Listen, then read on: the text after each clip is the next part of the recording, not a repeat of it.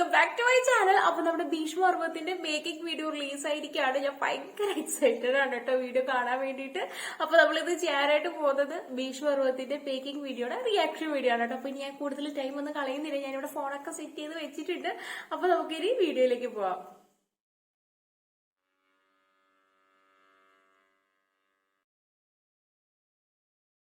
Going for take, roll camera, hold down, action!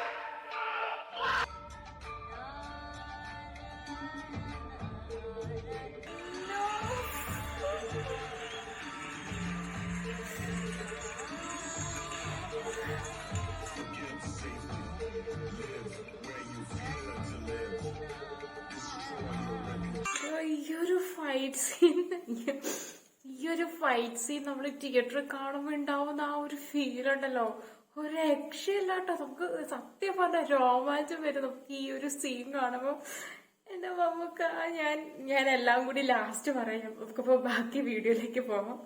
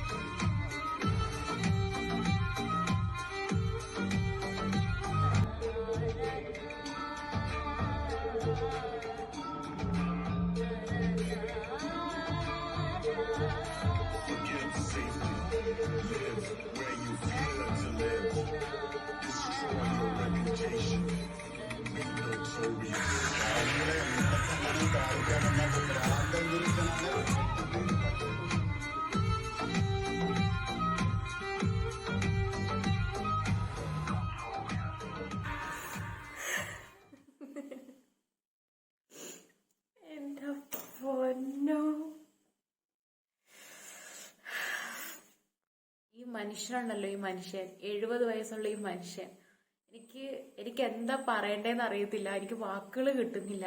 ഈ volt ക്യാമറയുടെ മുന്നിൽ ഇതുപോലെ കണ്ടിന്യൂസ് ആയിട്ട് ഒരു ആക്ഷൻ ഷോട്ടൊക്കെ ചെയ്യാന്നൊക്കെ പറഞ്ഞാൽ അത് നിസ്സാര കാര്യമല്ല, വളരെ ബുദ്ധിമുട്ടായിട്ടുള്ള ഒരു കാര്യമാണ്. കാരണം ഇപ്പം ഈ ആക്ഷൻ ചെയ്യുന്ന ആക്ടറിന് എന്തെങ്കിലും ചെറിയൊരു മൂവ്മെന്റ്സ് മിസ്റ്റേക്ക് വന്നാൽ കൂടിയും ആ ഫുൾ ഷോട്ട് എടുത്തിരിക്കുന്ന ഫുൾ ഷോട്ട് വേസ്റ്റ് ആയി പോകും.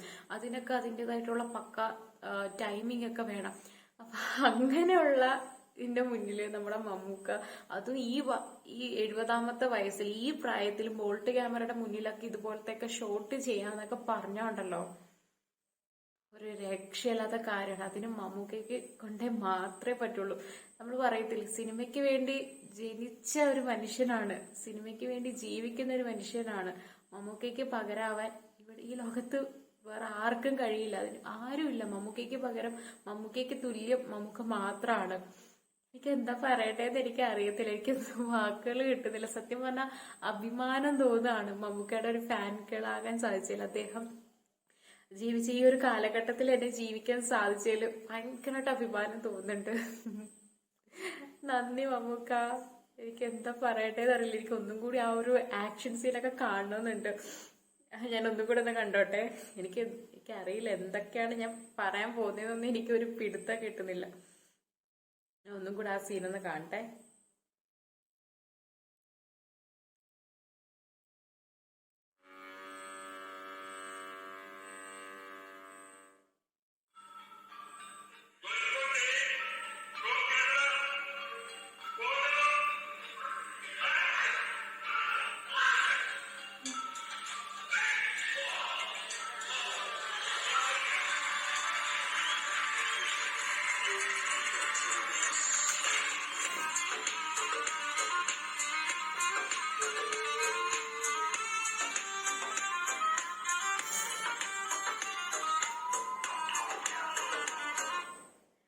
സത്യം പറഞ്ഞാൽ ഇത് ഫുള്ള് കണ്ടാൽ ശരിയാവത്തില്ല എന്ന് എനിക്കറിയാം.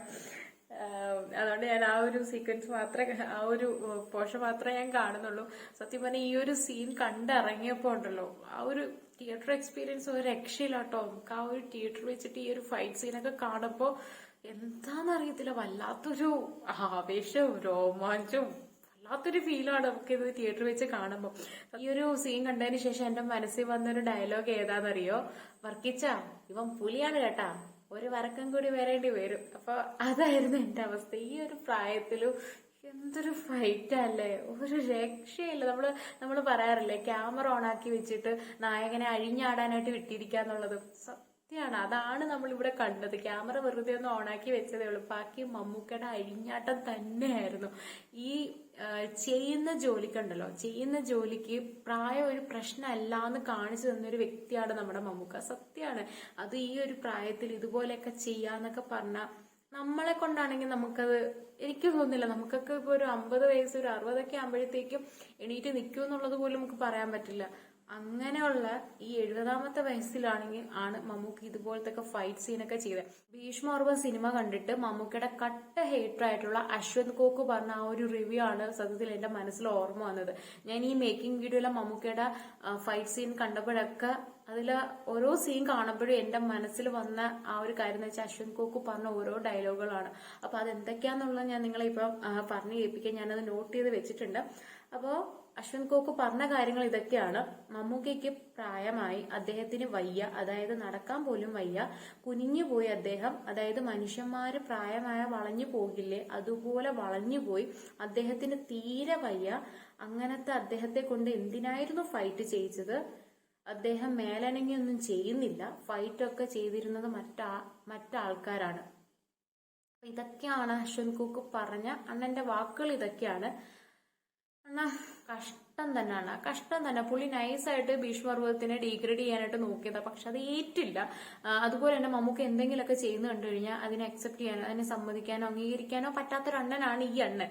അപ്പം പുള്ളി പക്ക മമ്മൂക്ക ഹേറ്ററാണ്. അപ്പൊ നമുക്ക് മനസ്സിലാവും പുള്ളിക്കാരന്റെ മാനസികാവസ്ഥ, നമുക്ക് മനസ്സിലാവും. ഇവരൊക്കെ സിനിമ കണ്ടിട്ട് മമ്മൂക്കയുടെ ഈ ഒരു പ്രായത്തിലും ഇതുപോലുള്ള പെർഫോമൻസ് ഒക്കെ കണ്ടിട്ട് അസ്വസ്ഥരായിട്ടായിരിക്കും ഇതുപോലെയൊക്കെ പറഞ്ഞിട്ടുണ്ടാവാം, അല്ലേ? അപ്പൊ എന്തായാലും അങ്ങനെ ഒരുപാട് പേരുടെ ഉറക്കമൊക്കെ പോയിട്ടുണ്ട് കേട്ടോ. അപ്പൊ അങ്ങനെ എത്ര അസ്വസ്ഥരായിട്ടുള്ളവരാണ്. അപ്പൊ ഈ ഒരു സിനിമയും മമ്മൂക്കയൊക്കെ മാക്സിമം ഡീഗ്രേഡ് ചെയ്തിട്ടുണ്ട്. അങ്ങനെ ഒരുപാട് ഇതുപോലുള്ള അസ്വസ്ഥരായിട്ടുള്ളവർ, അവർക്കുള്ള ഒരു മറുപടിയാണ് ഭീഷ്മപർവ്വതത്തിന്റെ ഈ വലിയൊരു വിജയം, അല്ലെ? അപ്പൊ എന്തായാലും ഇനി അതിനെക്കുറിച്ച് കൂടുതലൊന്നും പറയുന്നില്ല, പോട്ടെ, അതൊക്കെ വിട്ട് കളാവറാച്ച. ഒരു കാര്യം പറയാനായിട്ട് വിട്ടുപോയി. മേക്കിംഗ് വീഡിയോയുടെ ഇടയ്ക്ക് ഒരു സീൻ കണ്ടായിരുന്നു. ഇങ്ങനെ മമ്മൂക്കയുടെ കയ്യില് ഐസ് വെച്ച് കൊടുക്കുന്നത്.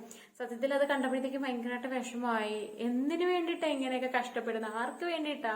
നമുക്ക് വേണ്ടിയിട്ടല്ലേ, നമുക്ക് നല്ല സിനിമ സമ്മാനിക്കാൻ വേണ്ടിയിട്ടല്ലേ. ഒരുപാട് പേരുടെ കഷ്ടപ്പാടുണ്ട്, ഒരുപാട് പേരുടെ ഹാർഡ് വർക്കാണ് ഒരു സിനിമ എന്ന് പറയണേ. അപ്പോ ഇനി കൂടുതലൊന്നും പറയാനൊന്നുമില്ല. മമ്മൂക്കയ്ക്ക് നന്ദി, ഒരുപാട് നന്ദി ഞങ്ങൾക്ക് വേണ്ടി സിനിമകൾ സമ്മാനിക്കുന്നതിന്, സിനിമയ്ക്ക് വേണ്ടി ജീവിക്കുന്നതിന്.